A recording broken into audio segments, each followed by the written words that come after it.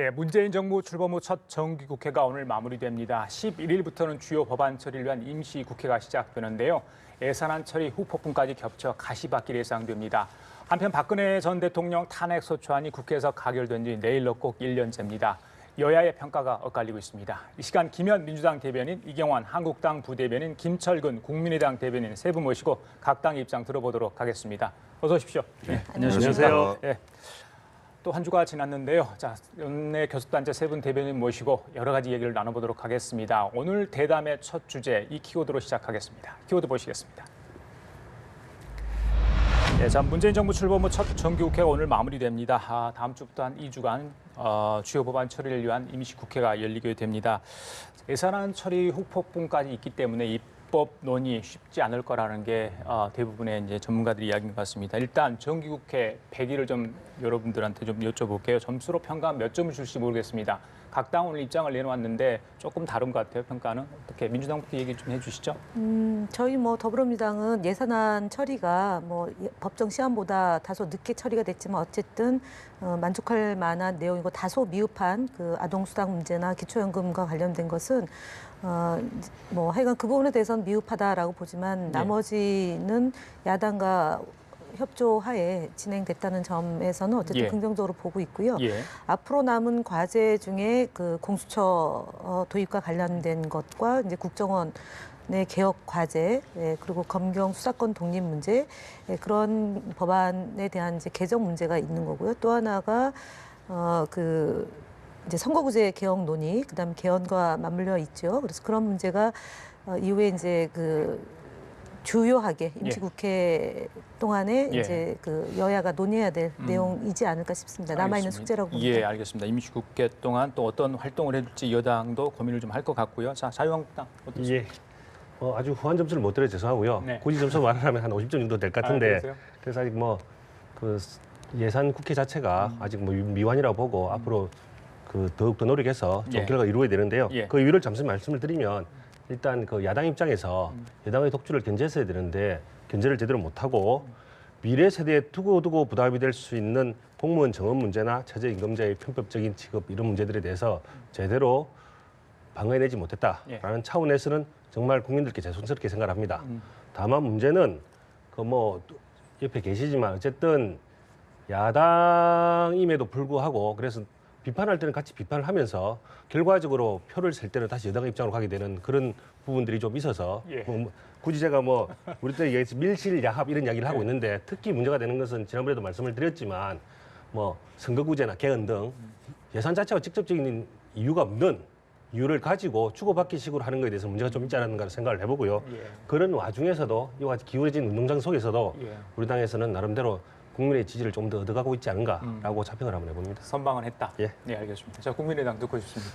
이경환 부대변인이 이제 드디어 국민의당을 공격하기 시작하네요. 100일간의 정기국회에서 국민의당은 무엇보다도 다당제의 위력이 발휘된 국회였다. 양당의 기득권 경쟁 구조, 적대적 공생 관계에서 제3의 교섭단체가 있음으로 인해서 사실상 완충을 했고 또 합의를 이끌어내는 여러 가지 역할을 했다 이런 자평을 하고 있고요. 특히 과거에 야당이 국회를 보이콧하고 나가면 국회가 정지되는 상황이 생겼어요. 그런데 다당제 국회가 되면서부터 두 번의 자유한국당이 국회를 보이콧했지만 여전히 국회는 돌아가고 있었거든요. 그래서 자유한국당이 밖에 있을 수가 없습니다.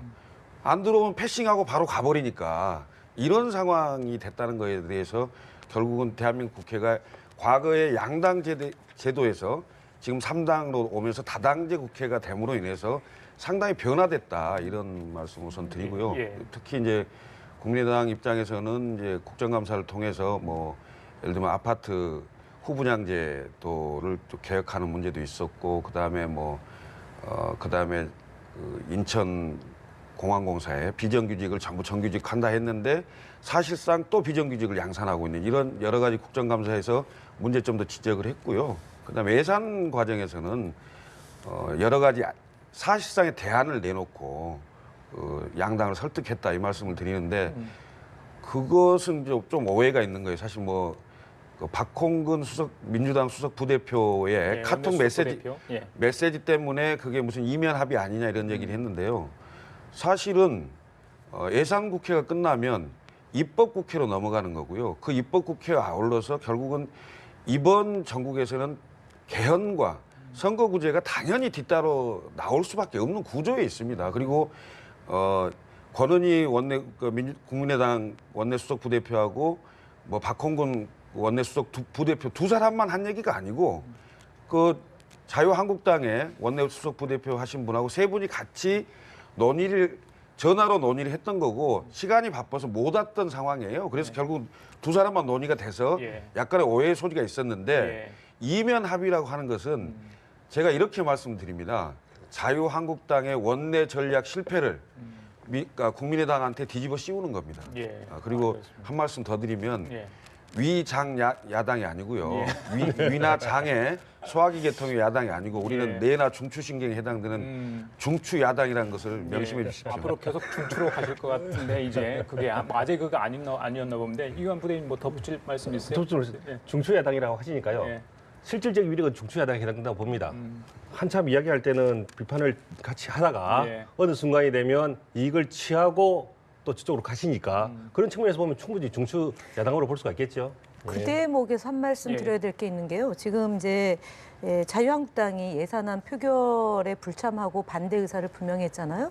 근데 현수막은 가장 또 먼저 걸었습니다. 이번 올해 내년 예산안에 자유한국당이 이렇게 성과를 냈습니다. 좀 이율 배반 아닙니까? 그 말씀 지적하고 싶었어요. 어디다 걸은 거예요? 아니, 각 동네 지역에다가 의원들이 지역구에 예산을 이렇게 땄습니다. 그래서 홍보합니다. 그런데 그 홍보를 저희 여당보다도 또 국민의당보다 먼저 현수막이 내걸려가지고 지금 그걸 보는 국민들이 사실은 실소를 하고 있습니다. 그래요. 저기 어제 한 말씀만 더 이제 드리면 그 과거의 양당 제도가 아니고 3당 제도입니다. 그러니까 지금 3당은 민주당이 121석, 자유한국당이 116석, 국민의당이 39석인데요. 과반수 안 되는 건 다 똑같습니다.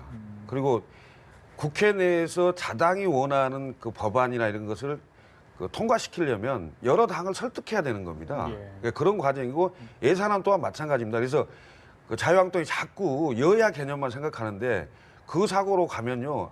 앞으로 국회에서 역할하기 쉽지 않을 겁니다. 그래요. 알겠습니다. 사실은 이제 3당 우리 대변인께서 평가를 해주셨는데 국민들은 그 국감과 또 예산안 통과 과정을 보면서 어떤 점수를 과연 국회에 줬을지 참 궁금한 상황이고요.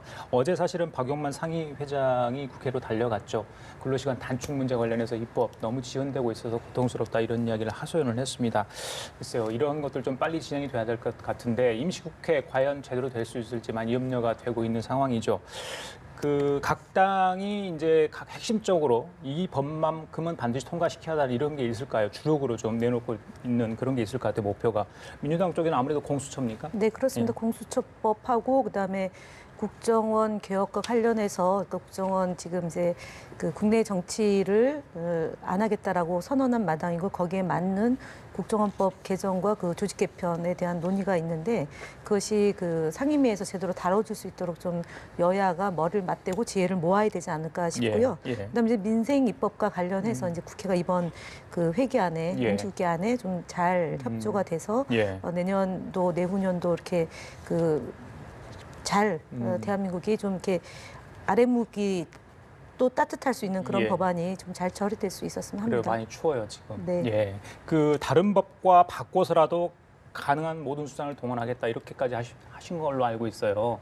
이 패스트 트랙을 또 너무 많이 쓰면 안 되나? 신속 법안 처리 지난번에 사회 참사법 하나 했죠. 하나 했는데 어떻게 보세요? 이게 뭐 교환 문물 대상이 아니잖아요. 아니 뭐 그렇지 않을 것 같습니다. 아무래도 이제 지난 대선 때 각 당의 공약이 있고 그다음에 그 이제 미세하게 조정해야 될 부분이 있는 거지 않습니까? 특히 이제 국민의당 같은 경우는 방송법 개정에 대해서 어저께 이제 MBC 사장이 내정된 뒤에 그러니까 기왕에 제출된 방송법이 잘 협의가 될 수 있도록 그 논의를 해야 된다라는 의견을 뭐 김철민 대변인 논평을 내신 걸 봤는데 철근입니다. 예, 죄송합니다. 김철근 김철근 대변인 논평을 내는 걸 봤는데 그런 문제도 어쨌든 지금 자유한국당에서 개정안을 냈고 그다음 정의당에서도 개정을 냈기 때문에 같이 이제 좀 그 언론 자유 공정 방송을 위해서 방송법 개정 문제도 아마 주요하게 다룰 주제 중에 하나 아닌가 싶습니다. 방송법도요. 예, 예. 자유한국당은 어떻습니까? 뭐 어디에 좀 초점을 두실 생각인가요? 예, 뭐 방송법 중요한 부분이고요. 예. 무엇보다도 이제 뭐 여당은 공수처 설치라고 얘기를 하지만 우리는 이제 검찰 개혁 관련해서 아무래도 검경 수사권 조정이나 예. 뭐 이런 검찰에게 부당하게 한 곳으로 몰려 있는 그 권력을 나누는 걸 어떻게 나눌 것인가에 대한 개혁 입법을 할 예정이고요. 예.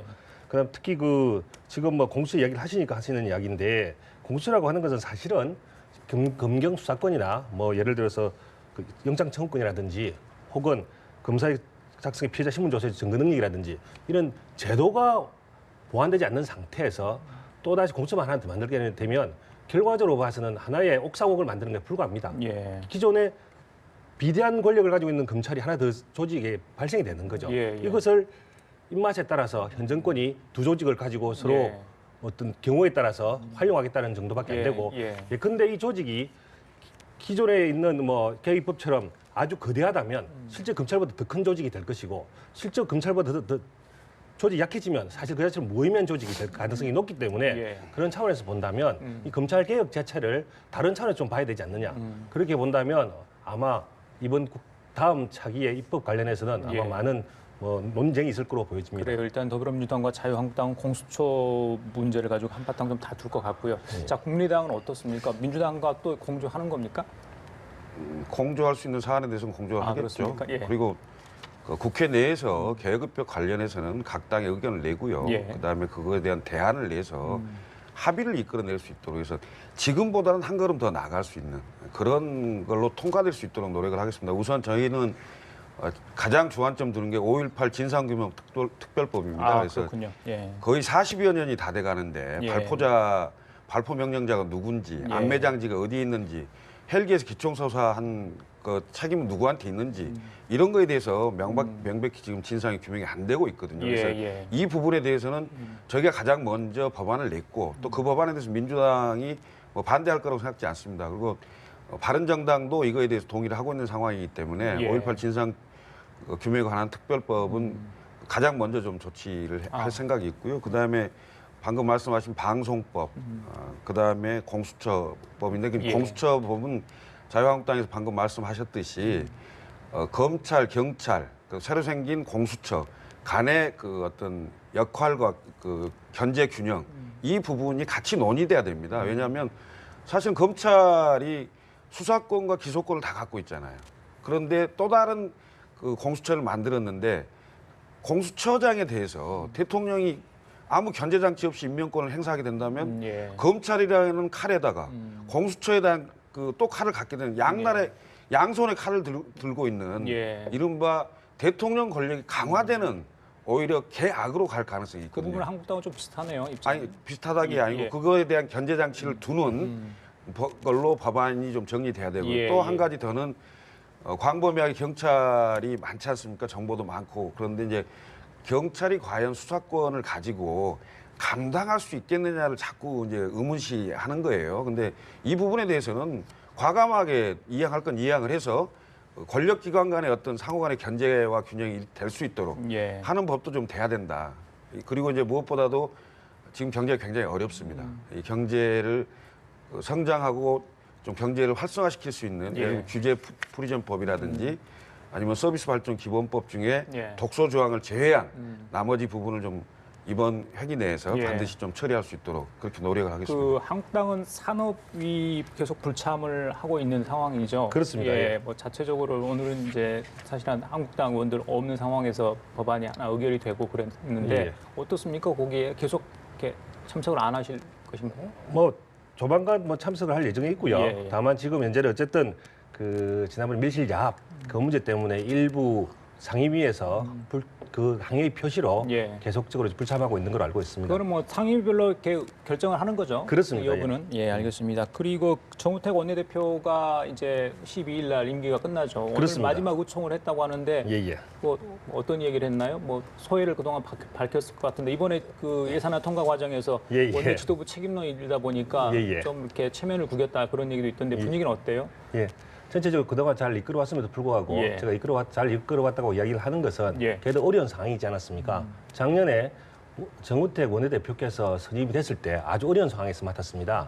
그 당시에 본인이 되는 것 자체도 아주 어렵게 되었는데다가 그 와중에 이제 임명진 비대위 체제를 거치면서 어렵게 임명진 비대위 체제를 지나왔고 그리고 어쨌든 대선을 거치는 과정에서 본인이 많은 노력을 해가지고 그래도 이만큼 보수의 틀을 갖추었는데 예. 맨 마지막 예산안 문제 때문에 예. 나름대로는 열심히 했었는데도 불구하고 어떤 뭐 개인적인 뭐 이런 것도 있어가지고 예. 많이 비난을 받고 있는데 예. 사실은 그 의원들 내부 간에서는 그동안 정우택 원내대표도 나름대로 할 만큼 했고 예. 근데 뭐 새로운 원내대표가 선임이 되면 예. 그 원내대표에게 그 넘겨서 새로이 당을 정비하는데 예. 충분히 기틀을 마련했다라고 생각들을 하고 있습니다. 알겠습니다. 자, 12일이면 이제 자유한국당의 원내대표가 바뀌게 되는 거죠. 사실 원내 협상 카운터파트가 이제 누가 될지 그것도 굉장히 제1야당의 그렇습니다. 원내대표 누가 될지도 사실 관심 사안인데 예. 글쎄요. 지난번에 이제 원내 그 예산안 그 문제 때문에 예. 더 강하게 여당을 공격할 수 있는 분이 돼야 된다. 예. 뭐 강한 야성을 발휘해야 된다. 예. 협상 능력이 뛰어난 사람이 돼야 된다. 예. 일단 뭐 그런 얘기가 나오는 걸로 제가 듣고 있어요. 예. 일단 중립 후보는 단일화됐고요. 한성계 의원으로. 그렇습니다. 3파전이라는 게 대충 윤곽이 좀 잡혀가는 모양새인데 예. 이번 그 원내대표 경선이 갖는 의미가 있죠. 한국당에는. 그럴 수 있습니다. 예. 어떤 게 있을까요? 예. 어떻게 보면 비록 전당대회를 통해서 홍준표 대표께서 대표로 이제 선임되면서 어떤 그 새로운 정비를 한 건 맞지만 그 정비가 완성되는 것이 과거의 과도기적인 단계에서 이번에 예. 새로운 원내대표 예. 체제가 들어오면서 명실공히 투톱 체제가 이제 성립될 거라 보고 있고요. 예. 그런 과정에서 보면 이번에 새로이 선임되실 예. 원내대표께서는 예. 당연히 그 계파를 넘어서 보수 통합에 가게 될 것이고 예. 그리고 실제로 그동안 그 뭐 이렇게 뭐 기울어진 운동장에서 열심히 싸웠지만 제대로 힘을 발휘 못하는 상태에서 이제는 제대로 싸우는 야당 그쪽으로 힘을 모아보지 않을까 생각해 봅니다. 자, 예. 김 대변인 제대로 싸우는 야당 지금 후보들이 칼을 갈고 있다고 하는데 어떻게 나중에 이제 협상에 응하실지 모르겠어요. 더 강하게 나올 것 같아요. 근데 항상 이제 임시국회 전국이 있기 때문에 사실은 저는 좀 번지수를 잘못 짚는 것 같습니다. 지금 예. 자유한국당이 박근혜 대통령이 이제 내일이면 탄핵 1주년이고요. 파면되고 구속되고 있는 상황이고 국정농단에 대한 책임으로부터 자유스럽지 않은 자유한국당이 스스로 좀 자성하고 반성하고 성찰을 통해서 진로를 모색하는 것이 아니고 여당을 공격해서 뭔가 반사이익을 얻으려고 하는 것 같습니다. 근데 지금 국민들이 12월 19일 하루, 뭐 대선 하루 동안 선택해서 고민해서 대선 후보가 탄생한 것이 아니라 지난 겨울 내내 그 나라다운 나라를 건설하자 또는 적폐청산을 요구하면서 이제 만들어진 정부이고 그 숙제를 지금 해결하는 과정인데 그 자유스럽지 못한 자유한국당이 오로지 눈만 뜨면 하는 게 더불어민주당이나 문재인 정부를 공격하는 거란 말입니다. 대안을 제시하기보다는. 그럼 새롭게 등장한 이 원내대표부가 앞서 얘기했던 일기 시대는 이제 박근혜 정부가 그 진퇴가 거론될 때는 뭐 국민들 안에서 이제 또 좀 지지하는 사람도 있을 거고 세력도 있을 텐데 그럼 뭘 하자는 거냐 자유한국당의 전망은 뭐냐 미래는 뭐냐라고 얘기한다고 그랬을 때 별로 없단 말이에요. 예, 그렇기 때문에 지금 여당을 상대로 무조건 투쟁 또는 뭐 그 반사 이익 이렇게 해가지고 제1야당으로서의 제대로 된 역할을 할 수는 없다. 앞서 국민의당에서 다당제라는 이런 현실적인 상황을 잘 보고 협조할 것은 협조하고 그다음에 대안을 제시해서 원만한 국정 운영 또는 국회 운영이 돼야 되는데 건건사사 반대만을 위한 반대를 하면 패싱될 우려가 더 높아지는 거죠. 그리고 이제 지방선거를 앞두고 있는 상황이기 때문에 당의 정책이나 노선이나 대안 이것이 중요한 거죠. 그래서 지금 원내대표 경선에서도 공이다 야당과 뭐 좌파 정권을 심판하겠다 또는 그 야당과의 선명한 투쟁을 하겠다, 여당과의 선명한 투쟁을 하겠다고 하는데 저는 뭐 별로 실익이 없고 성공하지 못할 거라고 봅니다. 알겠습니다. 지금 안철수 대표 같은 경우는 이제 바른정당과의 통합에 관심을 더 갖고 있는 상황인데 글쎄요, 같은 야당인데 일단 자유한국당하고 같이 할 수 있는 부분은 절대 여지가 전혀 없는 건지요? 어떤 같은 목소리를 낼 수 있는 부분들은 일단 물론 선별적으로 어떤 뭐 대안이 되거나 좋은 정책은 한 목소리 낼 수 있지만 대여 공격에 있어서는 굉장히 다른 목소리를 지금 내고 있는 부분도 사실 없지 않아 있거든요. 국민의당은 어떻습니까? 정책을 가지고 국회 내에서 각 당이 그 논쟁하고 논의하고 대안을 내세우고 이런 것에 대해서는 자연스럽게 같이 할 수가 있는 자유한국당뿐만이 아니고 민주당하고도 하고 뭐 여타의 정당들하고 다 같이 하는 거죠. 그건 일상적인 거라고 보고요. 그다음에 이제 그 대한민국을 바라보는 향후 비전이나 이런 내용들이 너무 다르기 때문에 그다음에 자유한국당은 이번 예산도 사회주의 예산이라고 막 하고 하는데 이게 뭐 같이 얘기해 볼 수 있는 게 없는 거죠, 사실은. 그런 상황인 거고요. 저는 그 자유한국당의 원내대표 경선을 보면서 무슨 생각을 했냐면 예산안 표결 당시에 그 본회의장에 전부 다 들어와서 의장석을 둘러싸고 강력히 항의를 막 했거든요. 근데 화면에 가장 많이 띈 사람들이 다 원내대표 후보들이더라고요. 예? 그건 뭐냐면은 지금 자유한국당 내에서 대여 투쟁에 대한 전략이나 어떤 그 선명성이나 이런 것들이 좀 부족했다는 것을 스스로 자인하고 있고 그래서 그거 이번 원내대표 경선을 통해서 뭔가 좀 바꿔보려고 하는 거 아니냐 이런 기류가 좀 강한 것 같습니다. 그래서 아무래도 좀 강성 또 선명성 뭐 이런 분들이 될 가능성이 높지 않겠냐 이렇게 보는데요. 사실은 국회라는 게 1당하고 2당이 모든 걸 결정하던 시절이 아닙니다. 지금 1당, 2당이 누구도 결정할 수가 없어요. 121석이 과반이 안 되고 116석이 과반이 안 됩니다. 그리고 39석이라는 제3의 교섭단체 국민의당이 있는 거고 나머지 원내 정당들도 한 3개 정도 있는 정당 상황이기 때문에 국회 내에서 끊임없이 본인들의 그 의사를 관철시키려고 하는 다수파 전략을 써야 됩니다. 알겠습니다. 과거처럼 버티기 위해서 될 일이 아니라는 겁니다. 아예 뭐 김철근 대변인께 말씀하셨기 때문에 그 국민의당 얘기 마저 할게요. 오늘 박주원 최고위원 이야기가 가장 큰 이슈가 되고 있는 것 같습니다. 9년 전에 이 김대중 전 대통령의 100억 원 양도세 내금 증서 의혹 관련해서 굉장히 파문이 일었었는데 그 제보자가 바로 이제 박주원 최고위원이다 이렇게 이제 오늘 어느 언론사 보도가 됐습니다. 안철수 대표는 덮어둘 수 없다. 사실관계 규명 후 조치를 하겠다 이러겠는데 안철수 대표 발언 듣고 좀 이야기 좀 나눠볼까요? 들려주시죠. 오늘 한 일간지에 박주원 최고위원에 대한 보도가 있었습니다.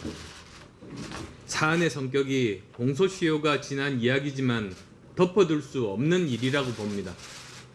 사실관계를 분명히 따져 정치적 의도를 가진 음해인지 여부를 밝혀야 하고 반대로 사실임이 확인된다면 그에 상응한 조치가 뒤따라야 할 것입니다.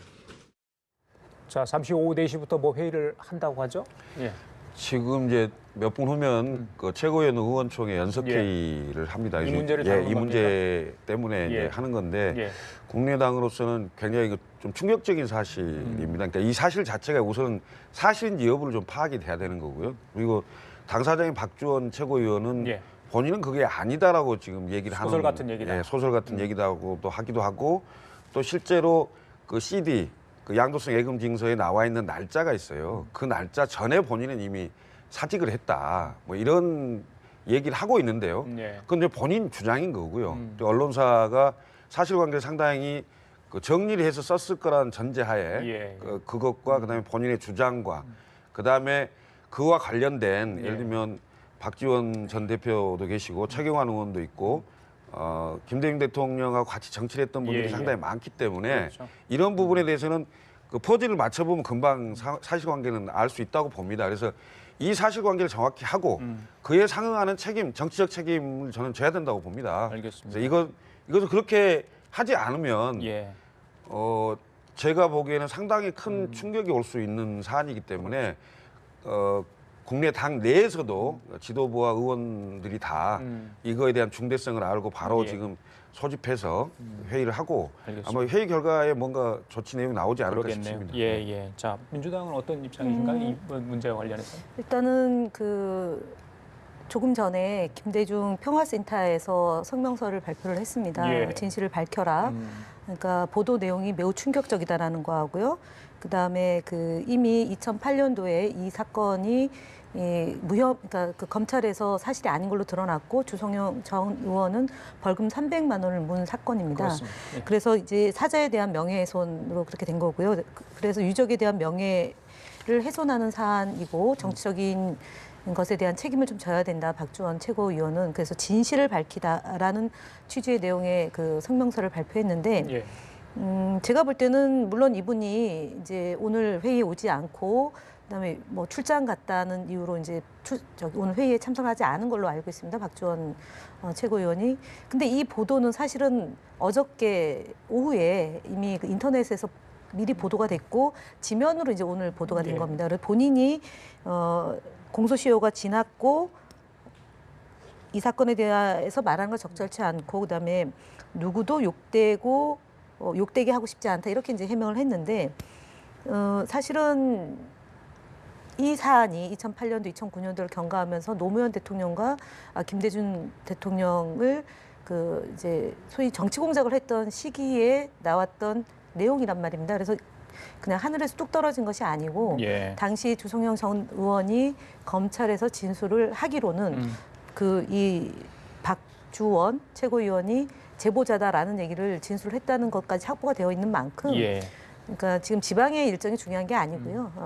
모든 국민들이 궁금해하고 어제는 특히 17주년 김대중 대통령 노벨상을 예, 수상하면서 대한민국 국민들로서 자부심으로 남아있는 김대중 대통령 아니겠습니까? 그래서 지금 진짜 그러니까 한 톨의 의혹도 없이 예. 좀 제대로 국민들 앞에 이실직고하고 예. 책임질 일이 있다면 본인 스스로가 먼저 책임지고 이 문제를 좀 정리하고 넘어가는 게 맞는 게 아닌가 알겠습니다. 싶습니다. 자, 한국당 예.